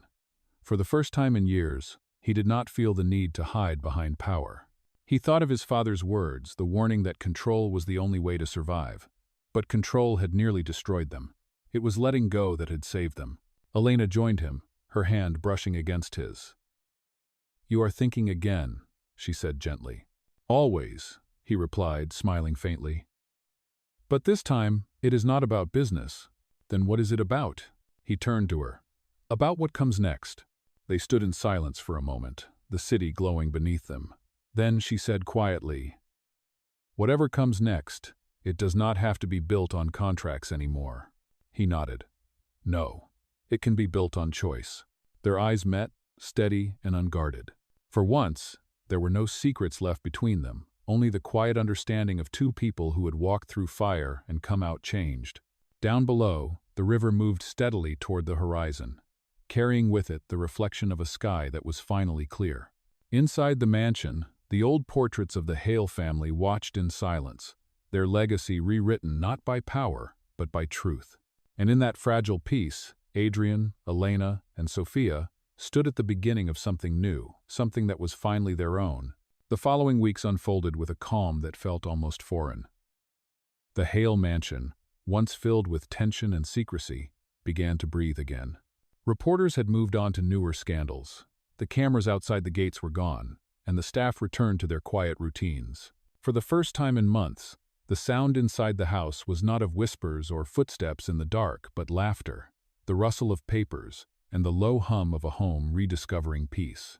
Elena had started helping in the Foundation's new division, a program dedicated to rebuilding trust in the communities affected by the Hale Company's past projects. Every morning, she met with a small team of volunteers, answering letters from families who had lost faith in the name Hale. It was difficult work, but it made her feel useful, alive again. Sophia, meanwhile, had chosen to return to her own profession in design. Though she still visited the mansion often, the sisters spent their evenings together, talking over tea, filling the quiet hours with memories and gentle arguments. Slowly, the gap between them began to heal. Adrian divided his time between the company and the estate. Though he remained chairman, he had delegated most of his authority to a younger board. The decision surprised many, but he explained it simply. Leadership is not control, it is trust. Those who once saw him as cold now began to see the change in him, a quiet steadiness that no longer came from fear of losing power. One crisp afternoon, the three of them met in the garden. The air smelled of pine and roses, the last remnants of autumn clinging to the branches. Adrian was trimming the hedges, something no one had ever seen him do before, while the sisters sat nearby, sorting through letters for the Foundation. Elena looked up from the stack in her lap. You know, if someone had told me a few months ago that the great Adrian Hale would be out here cutting roses himself, I would have laughed. Adrian glanced over his shoulder, a faint smile playing on his lips. Then you would have missed the fun of being wrong. Sophia laughed softly. You are becoming human after all. He pretended to sigh. Do not tell the board. They still expect me to act like a machine. Elena shook her head, her voice warm. Machines cannot heal people, Adrian, but kindness can. Her words lingered in the air longer than either of them expected. He looked at her then, really looked. And for the first time since the chaos began, she did not look like someone who needed protecting. She looked like someone who had built her own peace. Later that evening, as the sky turned amber, Adrian found her in the music room, playing the same soft melody she had played months before. He leaned against the doorway, listening quietly until she noticed him. "You never told me the name of that song," he said. "It does not have one," she replied. "It was something I made up when I was little. I used to play it when I was scared." He stepped closer. "And now?" She smiled faintly. "Now I play it because I am not." He sat beside her on the piano bench, his gaze steady. "Elena, I know you plan to leave the mansion soon." She nodded slowly.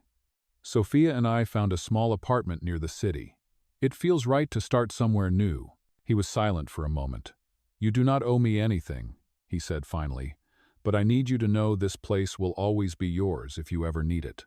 She turned to him, her eyes soft but clear. "Thank you, but I think it is time for me to stand on my own. For so long, I lived as someone else. Now I just want to learn how to live as me." He nodded. "Then I hope the world gives you the peace you deserve."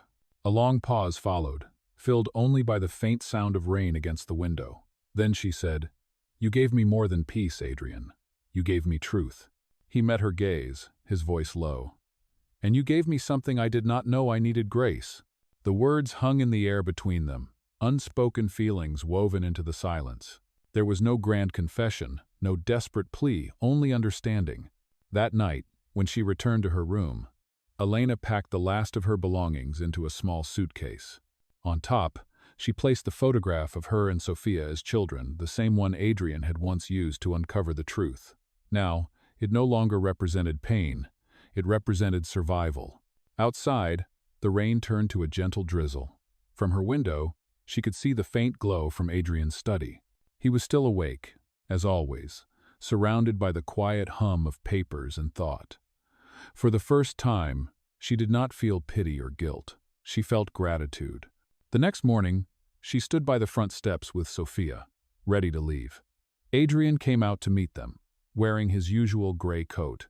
"You are sure about this?" he asked. Elena nodded. "Yes, it is time." He looked between the two sisters, a faint smile touching his lips. "Then go build something good. The world could use more people who tell the truth." Sophia chuckled. "We learned from the best and the worst." Elena stepped forward and extended her hand. Adrian took it, but instead of shaking it formally, he held it for a brief, quiet moment. "Take care of yourself," he said. "I will," she replied. As the car pulled away from the mansion, Elena looked back through the window. The house stood tall and quiet against the pale morning sky. It no longer felt like a prison, nor even a palace. It was just a place, a chapter that had closed. Beside her, Sophia reached over and squeezed her hand. "You all right?" Elena smiled softly. "For the first time, yes." The road ahead stretched wide and open, the city skyline glowing in the distance. And as the Hale mansion disappeared behind them, the sisters drove toward a life that was finally their own. A life no longer written by contracts, deception, or fear, but by choice, truth, and the quiet courage to begin again. The city woke to the rhythm of a new season. The chill of winter had begun to fade, and soft sunlight filtered through the tall buildings of Manhattan. Weeks had passed since Elena and Sophia left the Hale mansion. The world outside had continued on, but for the sisters, every day still felt like rediscovering how to live. Their new apartment sat on the corner of a quiet street lined with coffee shops and bookstores.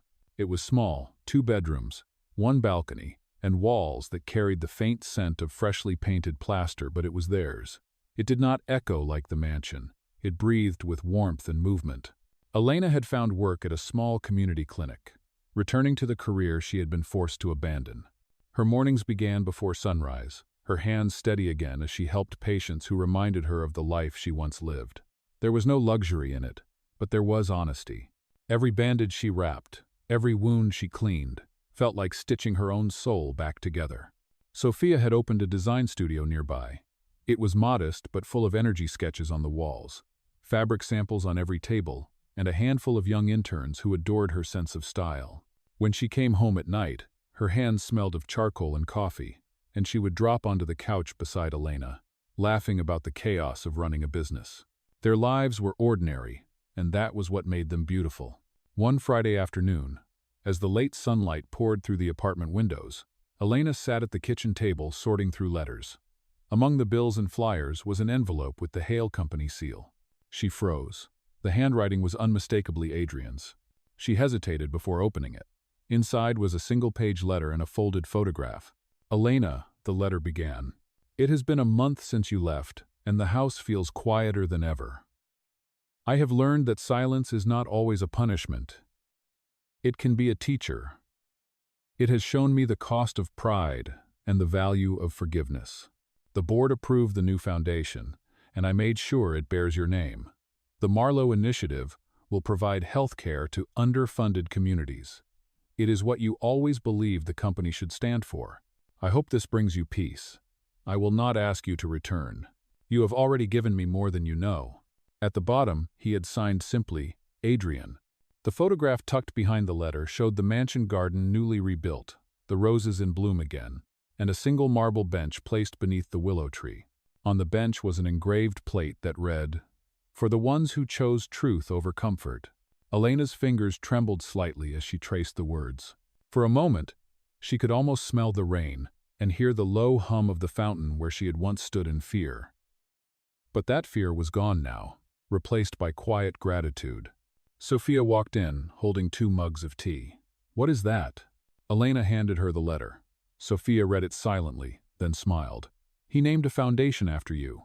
That is unexpected." "Maybe not," Elena said softly. "He always understood what mattered, even when he pretended he did not." Sophia sat across from her. "Do you think you will see him again?" Elena looked at the photograph one more time. "Maybe, but I think we both needed distance to learn who we are without the lies." The following weekend, Elena took a walk alone through Central Park. The air smelled faintly of damp leaves and sunlight. Children played near the fountain, and an old man fed pigeons by the bench. Life moved forward in its quiet, stubborn way. She stopped by the small bookstore she and Sophia visited every Sunday and browsed through the shelves. As she reached for a novel, a familiar voice spoke softly behind her. "I was beginning to think you had vanished again." She turned, and there he was. Adrian stood a few steps away, dressed simply in a dark coat, his expression gentler than she remembered. Her breath caught. "Adrian, what are you doing here?" "I had a meeting downtown," he said, smiling faintly. "But when I passed this street I thought of you, and I thought, why not see if the universe was still kind enough to surprise me?" Elena laughed quietly, the sound soft but full of warmth. "You never did like uncertainty." He nodded. "No, but I am learning." They walked together through the park, speaking not of the past, but of small things, her patience, Sophia's studio, the foundation. Adrian told her he had stepped down temporarily from his position to focus on rebuilding the company's culture. "It turns out redemption takes work," he said with a smile. When they reached the bridge overlooking the river, the sun was setting, casting gold across the water. For a long moment, neither spoke. Then Adrian said quietly, "You once told me peace was not something given. It is something we build. You were right." Elena looked at him. "You built yours?" "I'm trying," he said. "But some parts of peace are not meant to be built alone."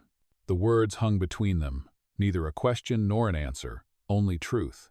Elena smiled gently. "Then maybe one day, when the time is right, we can finish what we started this time as ourselves." He nodded slowly. "No contracts, no conditions, just choice." As the sun sank below the skyline, their reflections shimmered side by side on the water. There was no dramatic music, no grand gesture, only 2 people who had been broken by the same lie, learning how to live in the light of truth. When they parted, Adrian walked toward the fading gold of the street, and Elena turned back toward the city she now called home. For the first time in her life, she did not need to be rescued or protected. She was not someone's replacement or secret. She was Elena Marlowe, whole, unhidden, and finally free. Spring settled over New York like a soft promise. The air carried the scent of rain and magnolia trees, and the city seemed gentler somehow, as if it too had decided to begin again. For Elena, life had finally found a rhythm that did not hurt. Her mornings were quiet, filled with coffee, sunlight, and the hum of the city waking up beyond her balcony. Her evenings were full of work that mattered: letters from patients, meetings for the Marlowe Initiative, and long calls with Sophia, who was now preparing for her first major design showcase. The mansion, the fear, the lies, they all felt like another life. But sometimes, when she passed a window that reflected her face in the morning light, she still caught glimpses of the woman who had once lived inside those walls. It did not frighten her anymore. It reminded her of how far she had come. One Thursday afternoon, as she finished sorting files at the clinic, her phone buzzed with a message from an unknown number. "Check your mail. I left something for you at the front desk." The message was unsigned, but she already knew who it was from. When she went downstairs, the receptionist handed her a small parcel wrapped in brown paper and tied with a simple string. Inside was a book, a first edition of The Great Gatsby. On the inside cover was a note written in careful handwriting. "For the woman who taught me that wealth without conscience is hollow. A." Elena smiled, tracing the words with her thumb. She could almost hear Adrian's dry, measured tone as he wrote them. It had been several weeks since their unexpected meeting at the bookstore. They had not seen each other again, but now and then, small gestures like this arrived: a letter, a photograph, a donation in her name to a hospital. He never signed them formally, but she always knew. Sophia noticed the book that evening when she came by the apartment. "You have that look again," she said teasingly. Elena tried to hide her smile. "What look?" "The one that says you are pretending it is nothing when it clearly means something," Sophia said, sitting down beside her. "Do you still love him?" Elena hesitated, her fingers resting on the open page. "Love is not the right word for it.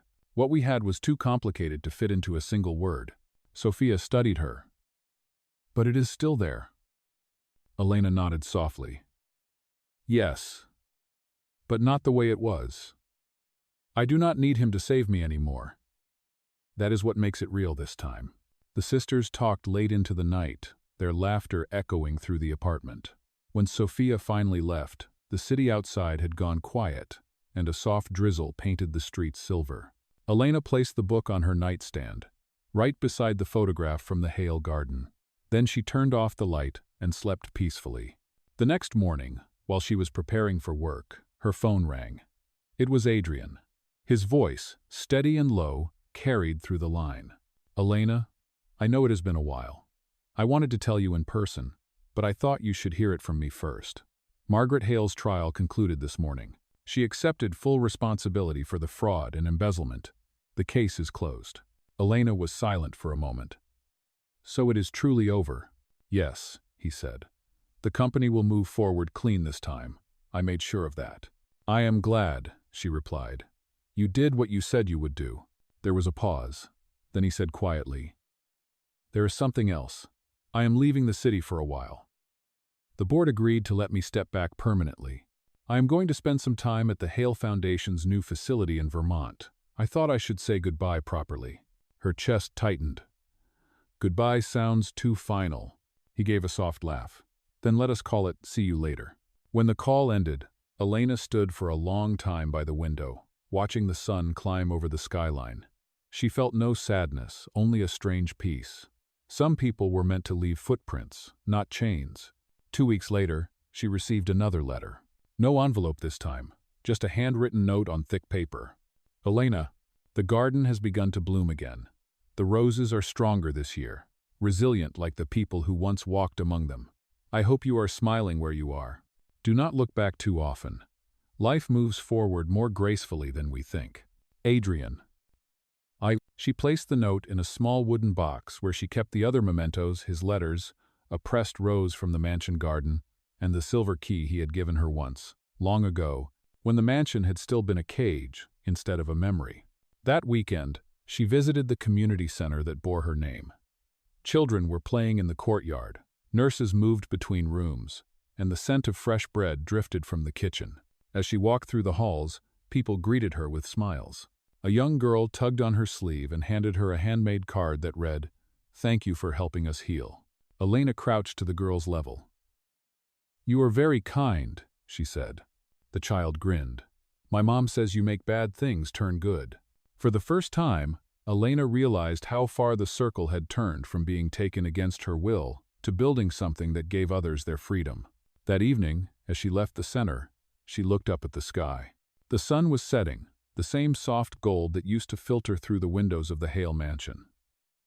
Somewhere far away, maybe Adrian was watching the same sunset. She did not know. And she did not need to. Because in that moment, she finally understood true love did not always mean staying together. Sometimes it meant letting go, carrying the best parts of each other into the future. And as she walked down the quiet street toward home, the city lights flickered around her like tiny constellations, shining on a woman who had turned her pain into purpose, and her story into peace. Summer arrived quietly that year, warm and golden, spilling sunlight over the city that had once felt so cold. By then, Elena had settled fully into her life, a life made not of wealth or spectacle, but of small, deliberate moments. The hum of her morning coffee maker, the laughter of children at the clinic, the gentle creak of the balcony chair as she sat watching the street below, all of it was ordinary, and all of it was enough. The Marlowe initiative had grown faster than she imagined. What began as a modest community project had expanded across several districts, offering free medical assistance and wellness programs. Every time she visited one of the new centers, she felt the same quiet gratitude that something born from so much pain could become a place of healing. People recognized her name now, but not because of the scandal. They recognized it because of kindness. Sophia's design studio was thriving too. Her work had been featured in an international showcase, and she often appeared in magazines, her name now celebrated for creativity rather than controversy. Yet, no matter how busy she became, she always called Elena each night before bed, sometimes to share good news, sometimes just to talk about nothing at all. One warm Saturday afternoon, Elena sat in a small park near the river, a book open in her lap. The world around her was soft with sunlight and laughter. Across the water, she could see the faint outline of the Hale Foundation building. It gleamed like a quiet monument, not to wealth, but to redemption. She thought of Adrian then, not with longing, but with respect. She had not heard from him since his last letter, though the papers occasionally mentioned his name in connection to the Foundation's humanitarian work. There was a photograph once Adrian surrounded by volunteers, sleeves rolled up, smiling in a way he never had before. It was enough to know he had found his peace too. As the afternoon light shifted, Elena closed her book and looked at the river. She remembered how far she had come from fear to courage, from silence to voice. Every scar, every choice, every truth had led her here. A breeze lifted her hair, carrying the faint scent of magnolia and rain. She whispered softly, almost to herself, "We are all allowed to start again." Behind her, a little boy ran past, chasing a paper airplane that landed at her feet. She picked it up, handing it back to him with a smile. On one wing, written in crooked letters, were the words, "Dream big." Oh, Elena watched him run back to his parents, laughter echoing through the park. She stood, slipping her book into her bag, and began walking toward home. The city was alive around her, full of stories, full of people rebuilding their lives in quiet ways. She was one of them, and as the sun dipped low across the skyline, Elena Marlowe walked through the golden light no longer a shadow of someone else's world, but the author of her own. Autumn returned with the scent of wood smoke and falling leaves. The city that once seemed harsh now glowed in shades of gold and copper. Elena had learned to love this season, the quiet shift between endings and beginnings, the way everything changed without asking permission. Life, she realized, moved the same way. It had been nearly a full year since the storm of her past had settled. The Hale scandal, the courtroom trials, the press, all had faded into the archives of yesterday's news. In their place, new headlines appeared about charity, innovation, and the Marlowe Initiative's success in transforming the healthcare landscape for those in need. But Elena did not think about legacy anymore. She thought about the people she met every day, the old woman who knitted scarves for patients in winter, the little boy who brought her drawings of superheroes with stethoscopes, the tired nurse who smiled again after years of silence. Those were her stories now, and they were enough. That afternoon, she left the clinic early. The air was cool, crisp, and filled with the hum of the city preparing for dusk. She stopped by a small flower shop on her way home and picked out a single white rose. The florist wrapped it gently in brown paper and tied it with twine. As the cab wound its way toward the outskirts of the city, Elena gazed through the window, watching the buildings grow taller and then thinner until the skyline gave way to open fields. It had been months since she last saw the Hale mansion, but something inside her had been calling her back, not for closure, but for peace. When she arrived, the gates were open. The once bustling estate was quiet now, most of the staff long gone. The gardens, however, were alive with color. The roses she and Adrian had once tended together bloomed in every shade imaginable: red, white, pink, and golden. At the center stood the marble bench with the engraved plate. For the ones who chose truth over comfort. Elena walked slowly through the path, her fingers brushing against the petals, her footsteps soft on the gravel. The place felt different now, lighter, kinder.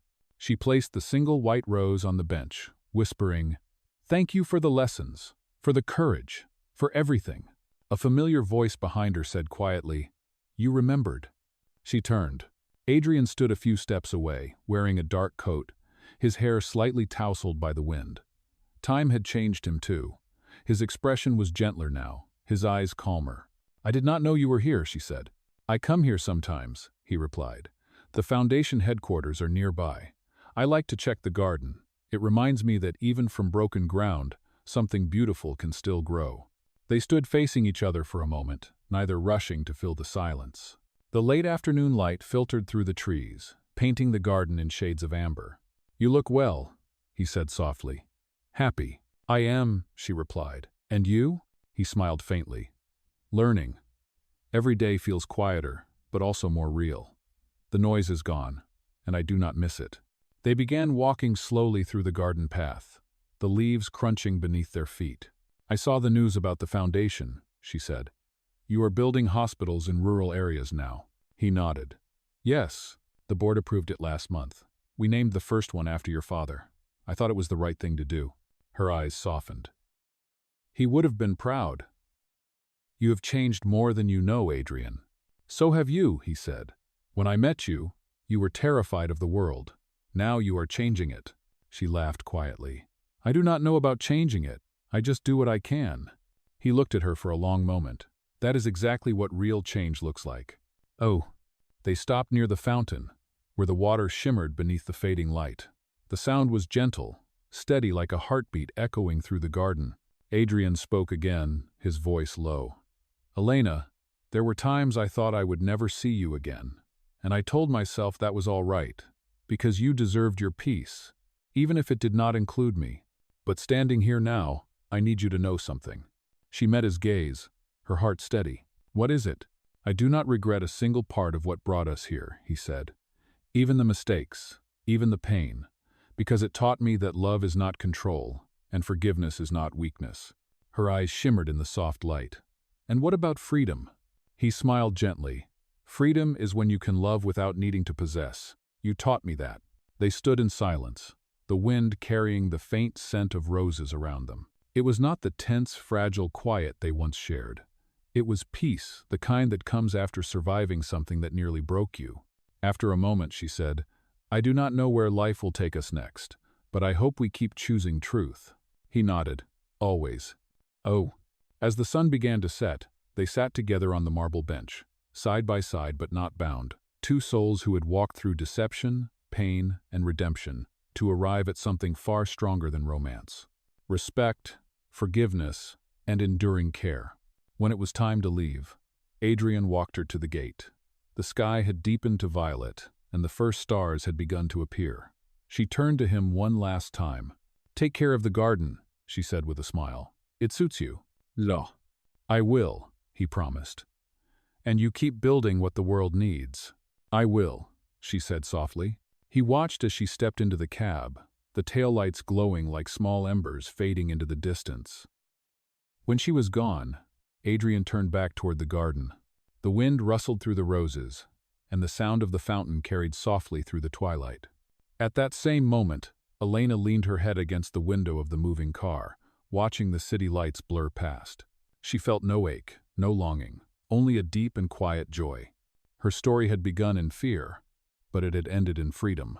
And as the city stretched before her wide, alive, and waiting, Elena Marlowe smiled, knowing that every ending worth keeping is only another way to begin again. Above her, the first stars broke through the night, bright and unafraid just like her.